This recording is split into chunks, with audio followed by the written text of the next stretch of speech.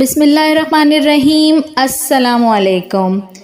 ایک بحری جہاز میں کافی بوجھ تھا۔ سفر کے دوران طوفان کی وجہ سے ہچکولے کھانے لگا۔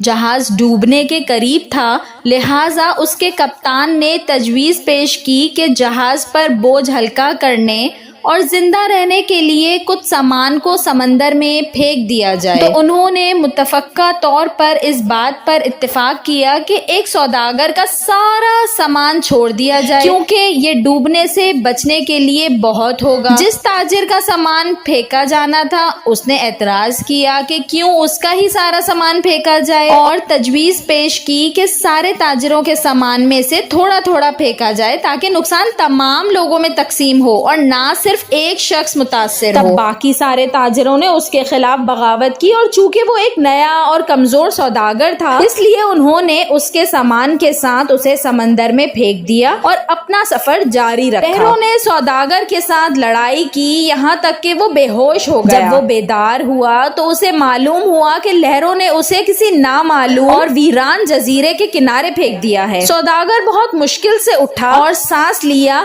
یہاں تک کہ وہ گھٹنوں کے بل گر گیا اور خدا سے مدد کی درخواست کی اور کہا کہ وہ اسے اس تکلیف دہ صورتحال سے بچائے۔ کئی دن گزرے، اس دوران تاجر نے درختوں کے پھل اور خرگوش کا شکار کر کے گزارا کیا، قریبی ندی سے پانی پیتا اور رات کی سردی اور دن کی گرمی سے اپنے آپ کو بچانے کے لیے درخت کی لکڑی سے بنی ایک چھوٹی جھوپڑی میں سوتا۔ ایک دن جب تاجر اپنا کھانا بنا رہا تھا، تیز آندھی چل رہی تھی اور اس کے ساتھ لکڑی کی جلتی ہوئی لاٹھی اٹھ جاتی ہے اور اس کی لاپرواہی میں اس کی جھوپڑی میں آگ لگ گئی۔ لہٰذا اس نے آگ بجھانے کی کوشش کی لیکن وہ ایسا نہ کر سکا کہ آگ نے پوری جھوپڑی کو اس کے ساتھ ہی بھسم کر دیا۔ وہاں سوداگر چیخنے لگا، کیوں رب کیوں؟ مجھے غلط طریقے سے سمندر میں پھینک دیا گیا اور میرا سامان ضائع ہو گیا، اور اب تو یہ جھوپڑی بھی جو میرا گھر ہے جل گئی ہے۔ اب میرے پاس اس دنیا میں کچھ نہیں بچا ہے اور میں اس جگہ پر اجنبی ہوں۔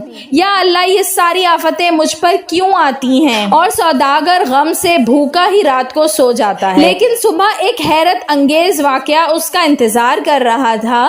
جب اسے جزیرے کے قریب پہنچنے والا ایک جہاز ملا، اسے بچانے کے لیے ایک چھوٹی کشتی سے اتر رہا تھا، اور جب سوداگر جہاز پر سوار ہوا تو خوشی کی شدت سے یقین نہیں کر پا رہا تھا۔ اس نے ان سے پوچھا کہ انہوں نے اسے کیسے ڈھونڈا اور اس کا ٹھکانہ کیسے جانا۔ انہوں نے اس کا جواب دیا، ہم نے دھواں دیکھا، لہٰذا ہمیں معلوم ہوا کہ کوئی شخص مدد کے لیے پکار رہا ہے، لہٰذا ہم دیکھنے آئے۔